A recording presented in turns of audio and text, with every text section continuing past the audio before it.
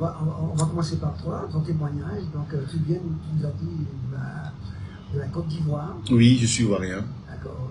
Donc, Côte d'Ivoire, c'est le pays. Oui. La ville d'où tu viens, c'est quelle ville? Alors, je suis de l'ouest de la Côte d'Ivoire, précisément de Diokwe. Donc, la localité s'appelle Diokwe. Mon père est de Diokwe et ma mère est de Fakobli. Donc, je suis guéré et Oubé en même temps. Donc, c'est vraiment dans la région montagneuse. D'accord. Est-ce que tu as grandi dans une famille chrétienne?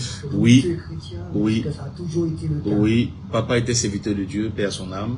Papa était serviteur de Dieu. Maman. Pasteur? Oui. Ah. Mon père était serviteur de Dieu. Oui. Très grand serviteur de Dieu. Oui. Ma mère aussi, servante de Dieu. Elle vit encore, servante de Dieu. Je suis né dans une famille chrétienne. Oui. J'ai grandi dans une famille chrétienne. Oui. J'ai reçu une éducation chrétienne. Oui. Et voilà, mon père m'a beaucoup impacté. Beaucoup impacté. D'accord. Quand tu dis que tu es né, certainement un moment dans ta vie, tu as dû, peut-être, tu m'entends bien là? Oui. D'accord. Oui. Un moment dans ta vie, tu as dû peut-être prendre une décision parce que on est à l'évangile, mais après, il nous appartient à nous, en tant qu'individus, de prendre notre propre décision. Oui. Quand tu étais petit, tu suivais papa, tu suivais maman. Oui. Mais à un moment, tu as dû prendre ta décision. Oui, je suivais papa et maman, effectivement, parce que je suis né dans une famille chrétienne, donc je les accompagnais à l'église sans vraiment faire une rencontre personnelle avec le Seigneur. Oui. Parce que la vie chrétienne, c'est faire une rencontre personnelle avec le Seigneur. C'est ça la vie chrétienne. Voilà, avoir son propre témoignage. Et je suivais papa et maman, j'allais à l'église jusqu'à l'âge de 14 ans. C'est à l'âge de 14 ans que j'ai fait une vraie rencontre avec le Saint-Esprit. Alors, tu nous dis, Une vraie rencontre. Alors, la vraie rencontre, je vous explique. Dans l'église où mon père était, dans cette église, il y avait pas de, on ne manifestait pas les dons spirituels. Quand je parle de dons spirituels, je parle du don de la prophétie, du don de la parole de connaissance, le don d'opérer des miracles, le don d'opérer des guérisons. On ne manifeste pas ces dons. C'est une église protestante. On prie Jésus. Baptiste. Voilà, style baptiste. Il n'y a pas de séance de délivrance. On ne parle pas en langue. On ne chasse pas les démons. Voilà, on ne prophétise pas. On ne reconnaît pas les prophètes, par exemple. Et donc, j'ai grandi là, à l'école du dimanche. Et un dimanche, mon père n'était pas allé à l'église. Donc, il était resté à la maison. Et moi, j'étais resté avec lui.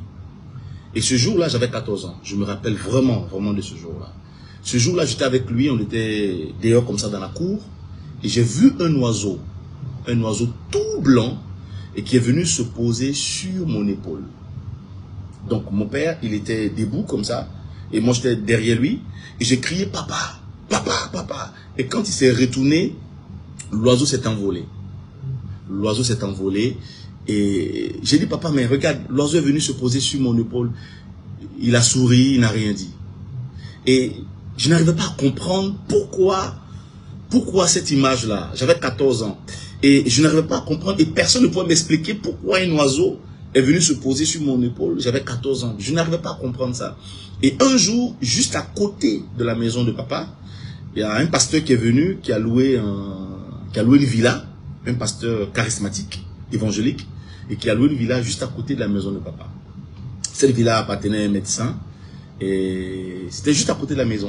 Et un soir, j'entends là des prières, feu, feu, puissance, j'entends des cris.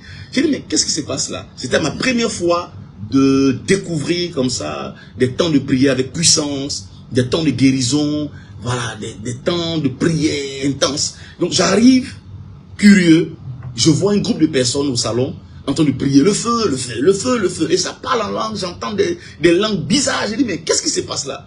Qu'est-ce qui se passe? Je venais de découvrir là une autre manière d'adorer le Seigneur, une autre manière de prier. Parce que j'ai grandi à l'église protestante normale, où on prie individuellement, mais là, je vois un groupe de personnes qui prient ensemble, et ça parle en langue. Et qui prient autrement. Comment? Et qui prient autrement. Qui prient autrement. En fait, ces personnes prient avec force.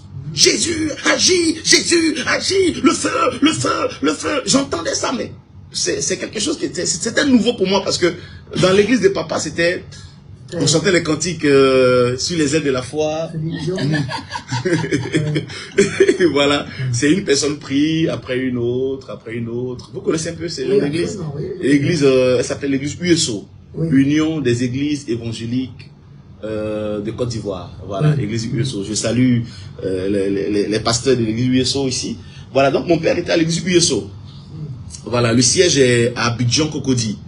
Voilà, et donc mon père était à l'église USO. Il est connu, hein, mon père. Le pasteur, voilà, c'est là-haut. Et mon grand frère aussi, l'aîné, et il était pasteur aussi dans cette église. Pasteur Daniel, il était pasteur dans cette église aussi. Donc on a grandi vraiment dans cette famille chrétienne. Et donc je découvre une autre manière de louer, une autre manière de prier, une autre manière de chanter. Et ces personnes disaient, Satan sort le feu, Satan sort le feu. Donc je venais là de découvrir quelque chose de nouveau. Et donc ma curiosité m'a poussé à aller rencontrer le prophète, à lui poser des questions. Pourquoi vous priez comme ça? Pourquoi j'entends Satan sort? Pourquoi prier des guérisons? Pourquoi prier des délivrances et tout ça? Donc je posais des questions et j'avais des réponses. L'homme de Dieu arrivait à m'expliquer qu'en réalité, Jésus-Christ nous a donné le pouvoir de marcher sur les serpents, sur les scorpions, de chasser les démons. Il a dit à mon nom, vous chasserez les démons. Donc nous sommes en train de manifester la puissance des dieux. J'ai dit, ah bon, la puissance des dieux. Et comment on fait pour avoir cette puissance? Et comment elle se manifeste? Et c'est quoi cette puissance? Et comment on obtient cette puissance? Donc avec ma curiosité, j'ai commencé à poser des questions à l'homme de Dieu qui conduisait ce ministère. Et c'est comme ça qu'il a voulu que je sois son disciple. Et je l'accompagnais quand il partait dans les maisons pour prier, je l'accompagnais quand il partait dans des familles, je l'accompagnais. Et j'étais curieux parce que quand il me posait les mains, les gens tombaient en transe. J'ai dit, mais il n'y a pas ça chez papa là-bas. On chasse pas les démons là-bas, mais ici on chasse les démons. Et j'aimais cette puissance-là. Et un jour, je lui ai posé la question, je lui ai dit, c'était le pasteur Michel qui était là. Pasteur Michel, après il est parti. Et il était avec le prophète Lévi, papa Lévi, que je salue au passage. Et après, il y a eu un autre pasteur qui est venu, pasteur Bertin. Bon, voilà. Donc, je posais la question, je demandais, mais comment manifester cette puissance? Comment manifester ça? Parce que j'aime ça. J'aime la manifestation de la puissance. Et c'est là que je vais lui demander, mais j'ai eu une vision où j'ai vu un oiseau qui est descendu et qui est venu sur mon épaule. Et papa ne m'a pas expliqué cela. Papa ne m'a pas expliqué. J'ai vu, voilà, dans une vision, un oiseau qui est venu se poser sur mon épaule. Et papa ne m'a pas expliqué. Personne n'arrive à m'expliquer. Et c'est là que l'homme de Dieu va me dire que c'est un appel. Tu as un appel. Dieu t'a appelé. Sache que Dieu t'a appelé pour le servir. Tu vas parcourir le monde entier. Tu vas servir le Seigneur. Et ça, l'image que tu as vue, l'oiseau qui est venu se poser sur ton épaule, c'est le signe de ton appel. C'est le signe de ton appel. Dieu t'appelle à son service. Tu es un serviteur de Dieu. Ça nous rappelle la colombe qui est descendue. Voilà. Et moi, je ne comprenais pas. Et ça, c'était le signe de mon appel. Voilà. Et là, j'ai compris maintenant. Ah, d'accord. Donc, Dieu m'appelle. Je dois le servir, mais je dois commencer comme moi. J'ai 14 ans. Je suis un enfant. Comment servir Dieu? Comment commencer? Et moi, je vais servir Dieu comme vous. C'est ce que j'ai dit à l'homme de Dieu. Je vais servir Dieu comme vous. Je vais chasser les démons, guérir les malades, opérer les miracles, prêcher la puissance, manifester la puissance. C'est ce que je vais faire. Je vais servir Dieu comme vous. Et donc, c'est comme ça que j'ai quitté l'église de papa. Je n'allais plus à l'école les dimanches. Et ton papa, comment il a pris ça? Alors, papa était très influent. C'est un homme très influent. Et je salue toutes les personnes qui me suivent, qui sont de la région de papa. Papa est connu, hein. Papa est connu dans la région. Papa était très influent dans la ville, dans le quartier, dans la ville. Et voir son fils comme ça, partir de l'église USO et se retrouver dans une église de réveil, une église de puissance, c'était compliqué. Ah oui. C'était compliqué parce que j'étais vraiment à fond. C'était un sacré problème pour lui, là. Voilà, il n'arrivait pas à comprendre parce que toute la famille était là-bas, à l'église USO. Et moi, je quitte l'église USO, je viens dans une église évangélique, je commence à parler de démons, esprit de mari de nuit, esprit de femme de nuit. Je commence à parler de guérir les malades. Il me dit, mais ça ça sort d'où ça, cette doctrine? Ouais. Que non, bon, c'est dépassé, ça s'est passé, ça c'est au temps des apôtres, maintenant on chasse plus les démons, Jésus est mort à la croix, voilà, c'est fini, il a tout payé, il n'y a plus de combat spirituel, il n'y a plus de sorcellerie, quand tu es en Jésus, les sorciers ne peuvent plus te bouffer, c'est fini, voilà, ça c'est une fausse doctrine, c'est des branamis, ça. Il a commencé à raconter plein de choses, et moi j'étais convaincu que c'était le véritable chemin. J'étais convaincu, pour moi, j'étais convaincu. Il n'y avait pas de doute. Voilà, j'étais vraiment convaincu. J'étais convaincu, j'ai dit, c'est le chemin que je dois suivre. C'est le chemin que je dois suivre. Voilà. Donc, je suis resté focus. J'ai continué mes campagnes d'évangélisation. J'ai continué mes moments de prière, mes veillées de prière, veillées de guérison, veillées de délivrance. J'ai commencé à organiser des séances de prière avec cette communauté, avec cette église, avec ce ministère. Et voilà. Et petit à petit, je ne restais plus à la maison. Et c'est comme ça que je suis resté définitivement dans ce ministère. Je suis parti de chez papa. Voilà, je suis parti de chez papa. Et Papa Lévy, que je salue au passage. Papa Lévy, voilà, qui vit encore, hein, qui m'a accueilli. Hein, Papa Lévy soit salué. Qui m'a accueilli, ce papa-là qui m'a accueilli. Et c'est lui qui m'a formé dans le ministère. C'est lui qui a commencé à me guider, à m'apprendre des choses. C'est lui qui a commencé à me faire comprendre certaines choses. Voilà, les songes, les visions, l'enseignement, la prédication, comment prier pour des malades, comment chasser les démons. Et c'est Papa Lévy qui vraiment m'a ouvert les yeux spirituels. C'est lui qui m'a conduit, qui a guidé mes premiers pas dans le ministère, qui m'a formé, qui m'a préparé, qui m'a montré beaucoup de choses. Et je bénis Dieu, alléluia, je bénis Dieu pour la vie de Papa Lévy. Il vit encore, il est en Côte d'Ivoire, à Yamoussoukro. Je bénis Dieu pour sa vie. Je dis merci à Dieu pour cet homme qui m'a guidé, qui m'a formé, qui m'a préparé. Que toute la gloire revienne au Seigneur Jésus-Christ. D'accord, voilà. Là tu es prophète. Et à quel moment, je sais que au début tu priais beaucoup plus malade, etc. Mais à quel moment tu as eu la confirmation de ton appel prophétique? Avec Papa Lévy, donc mon père spirituel, j'ai commencé, je travaillais auprès de lui comme évangéliste. Donc j'ai exercé auprès de lui comme un évangéliste. Donc j'ai commencé en tant qu'évangéliste, pas prophète. J'ai commencé en tant qu'évangéliste. Waouh, ce ministère que j'aime. J'aime ce ministère, voilà. Je travaille en tant qu'évangéliste. Et c'est récemment, je crois il y a 2 ou 3 ans, quand je suis parti en Israël avec l'épouse d'un grand serviteur de Dieu, Père son âme, le prophète Kakou Sévérin, qui n'est plus de ce monde. Amen. Je suis parti en Israël avec sa femme. Nous sommes partis en pèlerinage, voilà, prophétique. Nous sommes allés donc prier. Et quand on est arrivé en Israël, maman m'a regardé, maman Kakou m'a regardé. Elle m'a dit, mon fils, tu es rentré ici en tant qu'évangéliste, mais tu sortiras d'ici comme un prophète. Parce que en réalité, le ministère qui est en toi, c'est le ministère prophétique. Et il a commencé à prophétiser sur les nations. Il a commencé à prophétiser sur la Côte d'Ivoire. Il a commencé à donner des révélations authentiques et qui se sont accomplies et qui continuent déjà de s'accomplir et qui continuent d'impacter les nations. Oui. Tu es rentré ici comme un évangéliste, tu sortiras d'ici comme un prophète. Et c'est au bord du Jourdain que maman, que je salue, maman Kakou que je salue, a pris de l'huile. Elle est toujours vivante? Elle est toujours vivante. Maman Kakou, elle est toujours vivante. Elle est... Oui. Elle est toujours vivante. Elle est en ce moment en Côte d'Ivoire. Maman Kakou, si tu m'entends, sois bénie maman. Elle est en Côte d'Ivoire présentement. Elle dirige une grande œuvre en Côte d'Ivoire. Et c'est en Israël, au bord du Jourdain. Alléluia. Et que maman m'a consacré en tant que prophète. Oui. Donc je suis rentré en Israël pour la première fois comme un évangéliste. Je suis ressorti d'Israël comme un prophète. Et j'ai dit merci à Dieu. Et que Dieu bénisse maman Kakou. Que Dieu bénisse cette femme de vision, cette femme de révélation, cette femme d'impact. Maman, que Dieu te bénisse, je t'honore. Voilà, c'est comme ça qu'il y a 3 ans. 3 ans. D'accord. Est-ce qu'après ça, il y a une formation biblique, théologique? Est-ce que tu en as eu besoin? Oui. Avec Papa Lévy, oui. Avec Papa Lévy, oui. J'ai reçu une formation en tant qu'évangéliste. Voilà, la formation est très importante. La formation est très importante. J'ai suivi une formation en tant qu'évangéliste. Et ça fait quoi? Ça fait bientôt 24 ans. Hein. J'aurai 24 ans de ministère.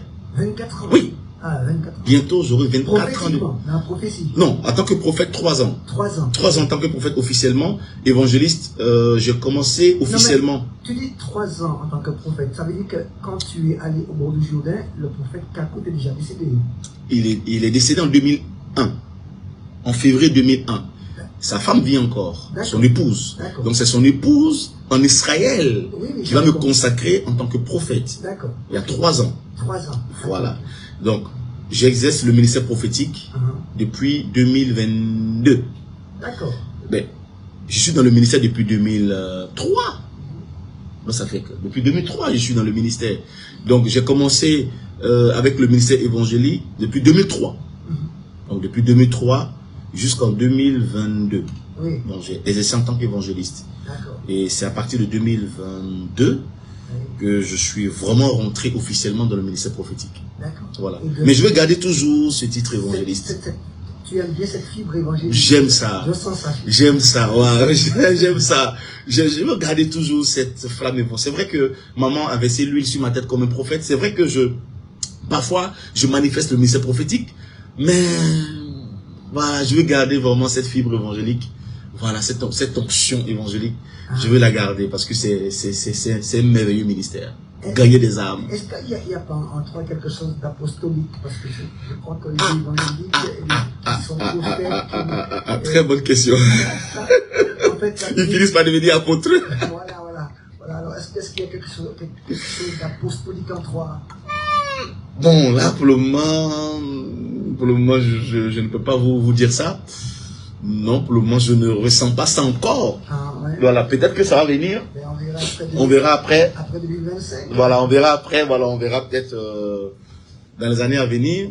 Parce que, par exemple, chez nous, en Côte d'Ivoire, il y a un homme de Dieu que je salue, le pasteur Mohamed Sanogo. Voilà, vous le connaissez. Je le salue au passage. Bon, c'est quelqu'un que je n'ai jamais côtoyé. Je ne l'ai jamais côtoyé. Je le connais de loin. Oui. Voilà. Mais il a commencé en tant que pasteur. Oui. Et là, maintenant, il est apôtre. Oui. Avant, c'était pasteur Mohamed Sanogo. Maintenant, c'est apôtre Mohamed Sanogo. Oui. Et le pasteur Marcelo Tounassi du Congo, que je salue au passage, que je ne connais pas personnellement, que je vois aussi de loin. Il a commencé en tant que pasteur. Maintenant, je crois que c'est apôtre Tounassi. Voilà, donc, je pense qu'avec le Seigneur, il est souverain. On évolue. Voilà, on évolue. Dieu, il est souverain. Tu peux commencer en tant que pasteur et finir apôtre. Tu peux commencer en tant qu'évangéliste et finir apôtre. Tu peux commencer en tant que pasteur et finir docteur. Tout dépend de Dieu. Il est souverain. Il fait ce qu'il veut avec ses serviteurs. C'est lui qui les choisit. C'est lui qui les prépare. C'est lui qui les envoie. Donc, il fait ce qu'il veut.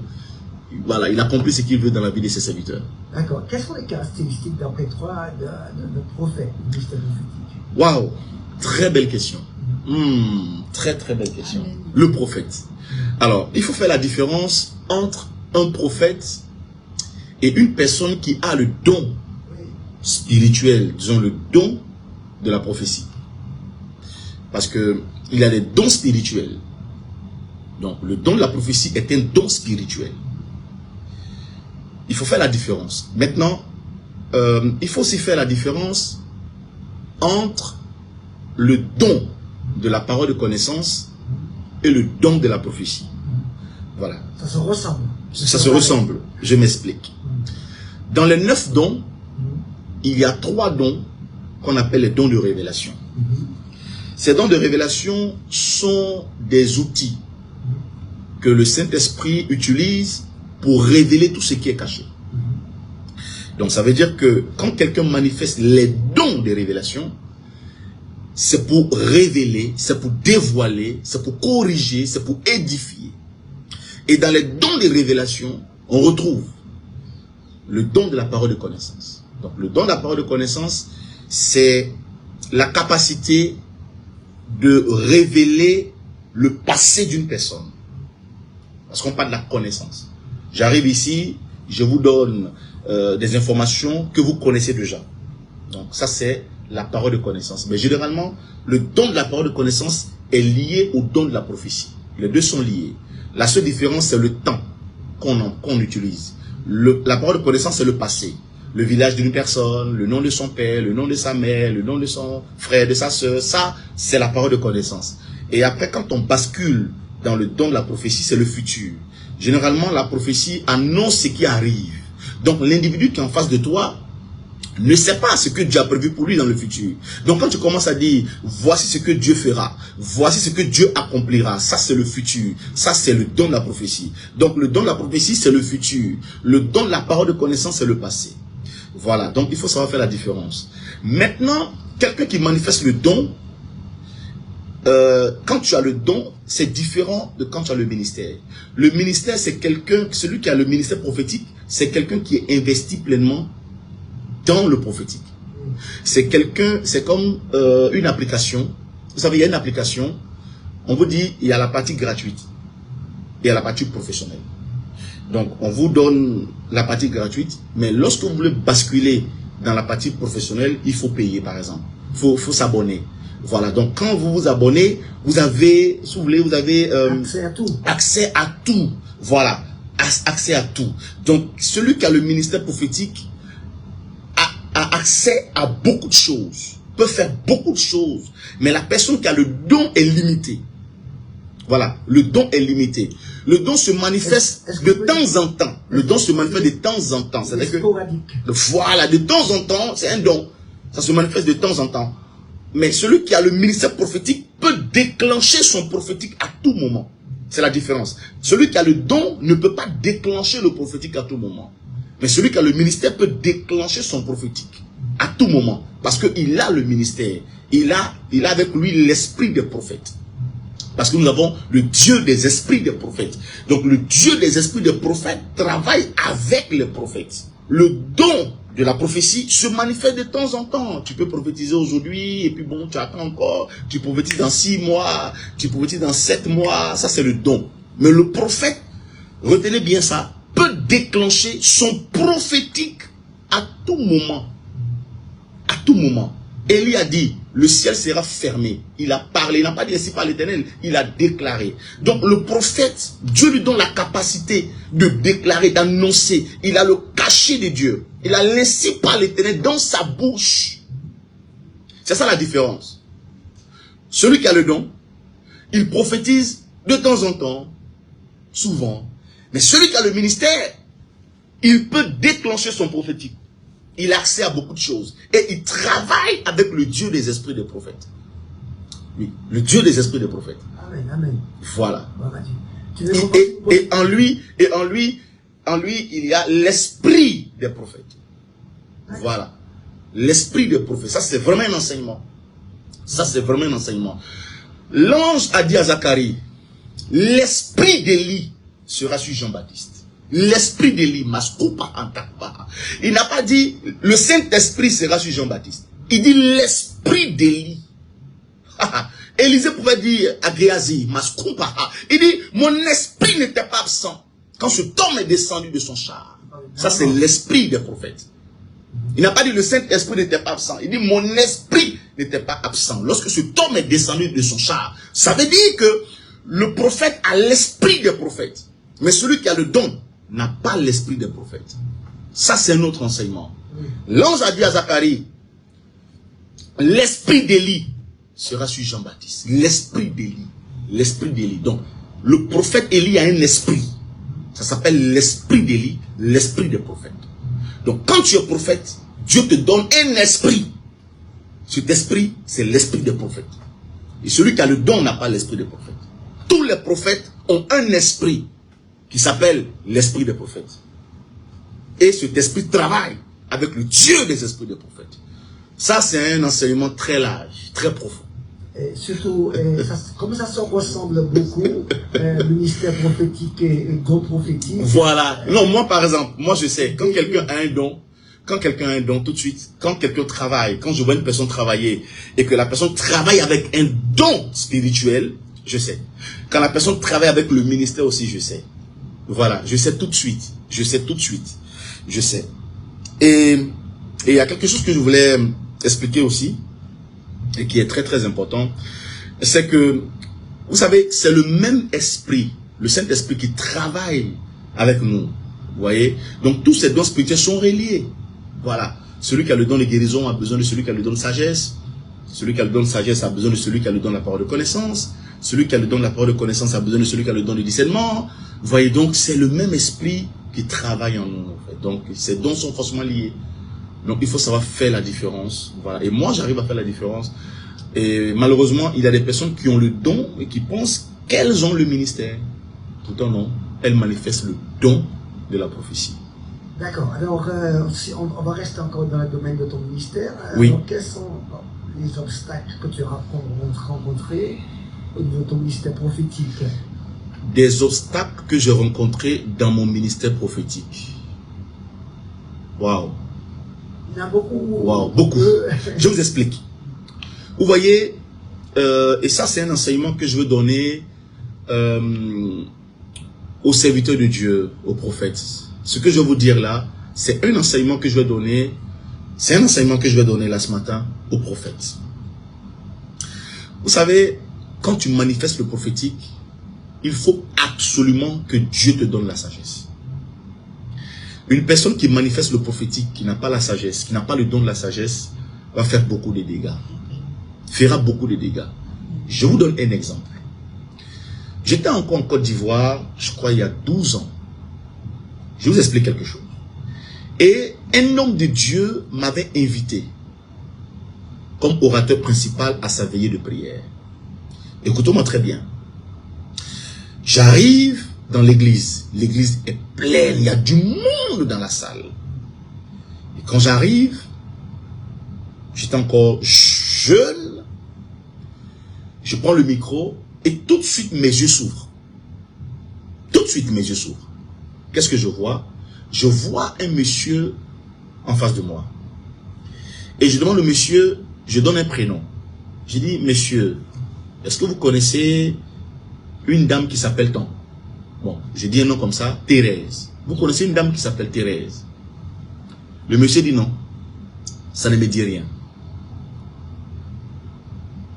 J'ai dit, vous êtes sûr? J'entends Thérèse. Le monsieur dit non, je ne connais pas de Thérèse. Le monsieur était très serein. Il dit non, c'est faux, je ne connais pas de Thérèse, ça ne me dit rien. J'insiste. Il dit non, je ne connais pas de Thérèse. Arrivé un moment, je me suis dit, mais attends, j'ai mal entendu, je me suis trompé, mais qu'est-ce qui se passe? Le Saint-Esprit insiste. Je retourne vers le monsieur, je lui dis, monsieur, j'entends Thérèse. Il me dit non, je vous dis tout à l'heure, il a commencé à s'énerver, il dit je ne connais pas de Thérèse. Et mes yeux s'ouvrent sur une dame qui était dans la salle. Je vais vers la dame. Je dis vous madame, donnez-moi votre prénom. Elle ne voulait pas parler. J'ai dit donnez-moi votre prénom s'il vous plaît madame. Elle ne voulait pas parler. Et je demande au pasteur qui m'a invité, j'ai dit est-ce que vous connaissez cette dame? Le pasteur dit non, c'est quelqu'un qui l'a invité. C'est une nouvelle dans l'église. J'ai dit, madame, qui vous a invité? Elle ne veut pas parler. En réalité, c'était elle, la Thérèse. Elle ne voulait pas parler. J'ai dit, madame, qui vous a invité? Elle ne voulait pas parler. Et puis, j'ai insisté. Elle a dit, c'est ce monsieur-là qui m'a invité. Donc, le premier monsieur avec qui j'étais au départ. Ah, d'accord. Monsieur, c'est vous qui avez invité Thérèse. Elle est qui pour vous? Au fait, le monsieur, ta concubine. Voilà, le monsieur. Ah oui, cet esprit. C'était chaud. Hein? En fait, sa femme était dans la salle avec ses enfants. Ah, my God. Et Thérèse, bon, c'est un nom comme ça que je donnais. Hein. C'était pas Thérèse, mais voilà. Et Thérèse était sa maîtresse. Et sa femme, il est marié légalement, sa femme était dans la salle avec ses enfants. Et Thérèse, il a invité Thérèse à la veillée de prière. Et donc, quand elle a dit c'est le monsieur qui m'a invité, j'ai dit, mais monsieur, elle s'appelle Thérèse. Donc, elle est qui pour vous? Et sa femme dit, parle, le prophète te demande, parle, ah bon? Ah. Et c'est là que je me suis rendu compte que je venais de faire un dégât. Je viens de commettre une faute très grave. Mais est-ce qu'on peut... Par manque de sagesse. Est-ce qu'on peut dire que c'est une faute? Parce que je dirais plutôt que Dieu a voulu faire ça. Vas-y. Non.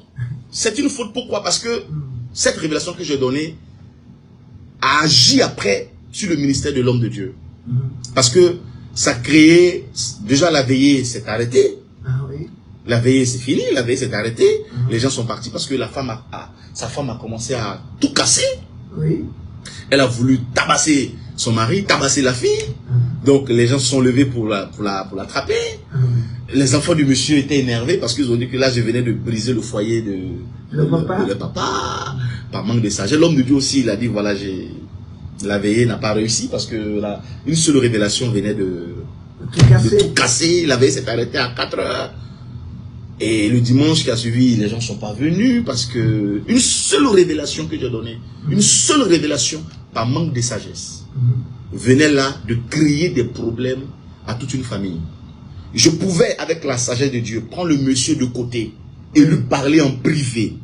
Oui. Et lui parler en privé et lui dire voici, mais je voulais tellement, c'est le zèle, vous voyez, c'est le zèle, c'est, voilà, oui. C'est le zèle, et depuis ce jour-là, je me suis dit, c'est vrai, le prophète a besoin de la sagesse. Amen. Le prophète a besoin de la sagesse, parce que si tu n'as pas la sagesse, tu vas détruire des vies avec le prophétique. Amen. Si tu n'as pas la sagesse, tu vas détruire des familles avec le prophétique.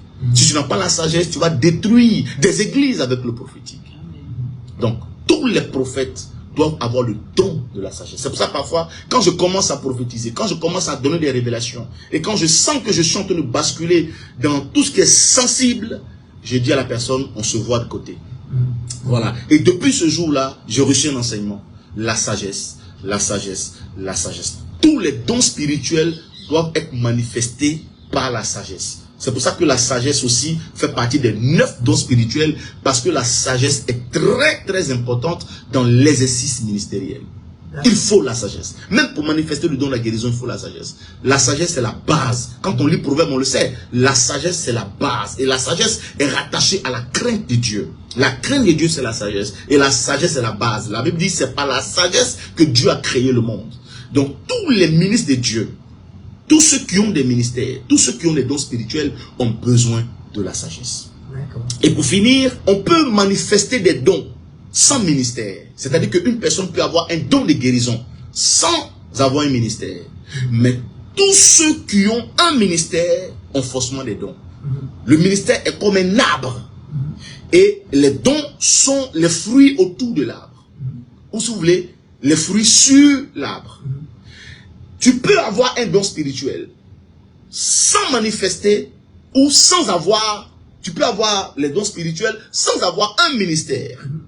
Mais une personne qui a un ministère a obligatoirement un ou deux dons rattachés à ce ministère. Ça veut dire qu'un évangéliste a 2 ou 3 dons qui accompagnent son ministère. Un prophète a 1 ou 3 dons qui accompagnent son ministère. Un docteur a 1 ou 3 dons qui accompagnent son ministère.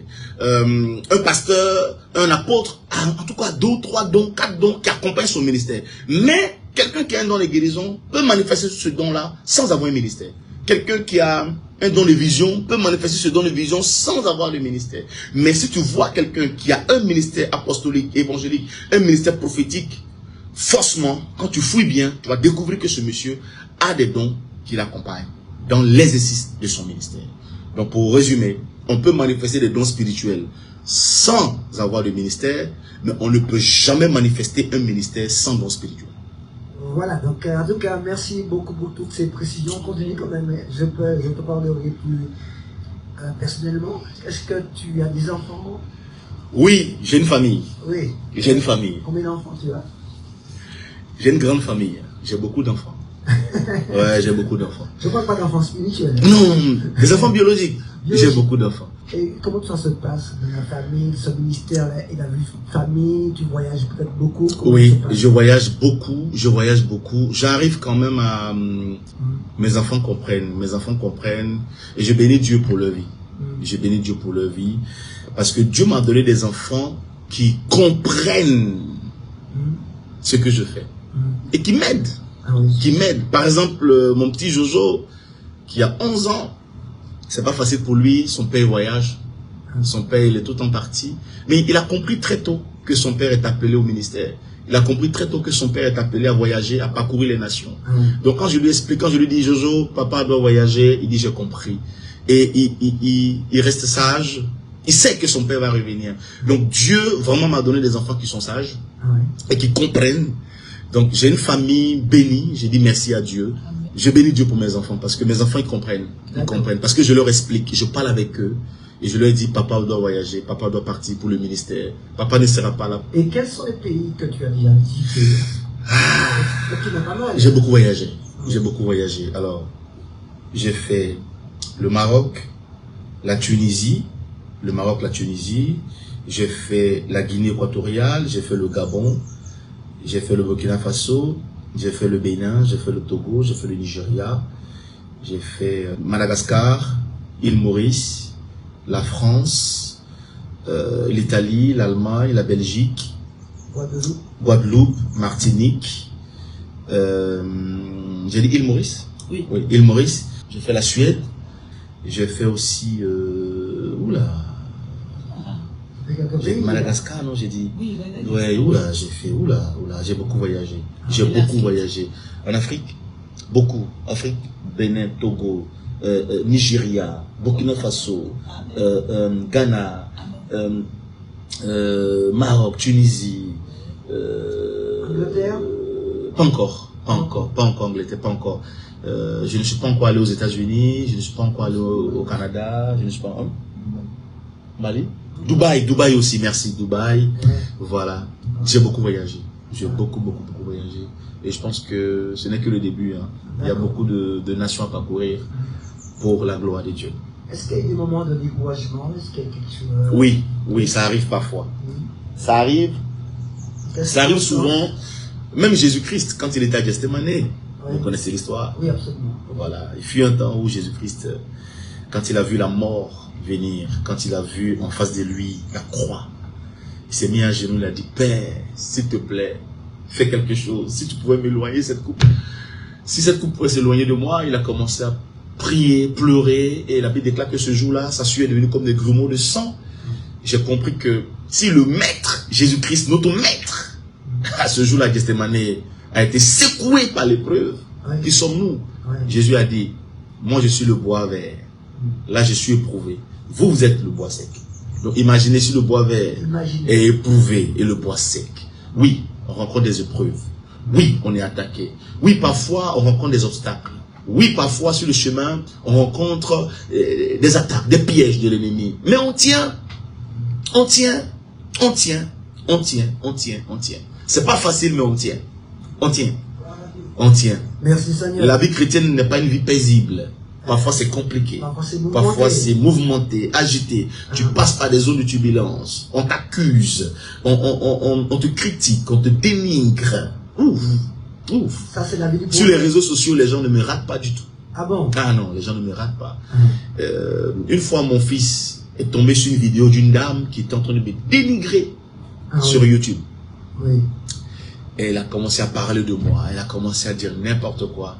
Et mon père, mon fils, pardon, est tombé sur la vidéo et il a envoyé la vidéo. Il m'a envoyé la vidéo. Et vous savez ce qu'il a fait? Il a envoyé la vidéo à presque tous les membres de l'église. Et je lui ai dit, mais pourquoi tu fais ça, Josias? Pourquoi tu envoies la vidéo de cette dame aux membres de l'église? Il m'a dit, non papa, c'est pour ne pas qu'il te quitte. C'est pour ne pas qu'il t'abandonne. Parce que cette dame est une menteuse. Et donc, je leur envoie pour qu'ils puissent écouter. Et il ne faut pas qu'il te quitte. Ça m'a touché quand j'ai vu mon fils faire ça. Donc, vous voyez, nos enfants aussi sont témoins de ce qu'on vit, de ce qu'on traverse. Et quand j'ai vu la vidéo, mon fils a vu que j'étais touché. Parce que la dame a raconté n'importe quoi. Et c'est comme ça, souvent les gens ouvrent des faux comptes, ils viennent, des faux commentaires sur les réseaux, sur TikTok. Voilà, ils attaquent le ministère prophétique, ils attaquent les prophètes, ils attaquent les hommes de Dieu. Donc tout ça aussi, voilà, ça fait partie de la vie. Ça fait partie de la vie, ça fait partie du ministère, ça fait partie de l'œuvre de Dieu. Voilà, un homme de Dieu qu'on laisse tranquille n'est pas un serviteur de Dieu. Si tu es un vrai serviteur de Dieu, tu dois rencontrer des épreuves. Tout à l'heure, je vous ai parlé du pasteur, de l'apôtre Mohamed, de Marcelo Tonassi. Voilà, il a perdu sa femme. Mais les Congolais ne l'ont pas raté. Le révérend Marcelo Tonassi, que Dieu vous bénisse. Mais les Congolais ne l'ont pas raté. Ils ont raconté tout et n'importe quoi à ce sujet. Ils ont raconté tout et n'importe quoi. Ils ont falsifié des choses. Ils ont fait sortir des preuves. Ouh là là. Mais il a tenu. Il a continué le ministère.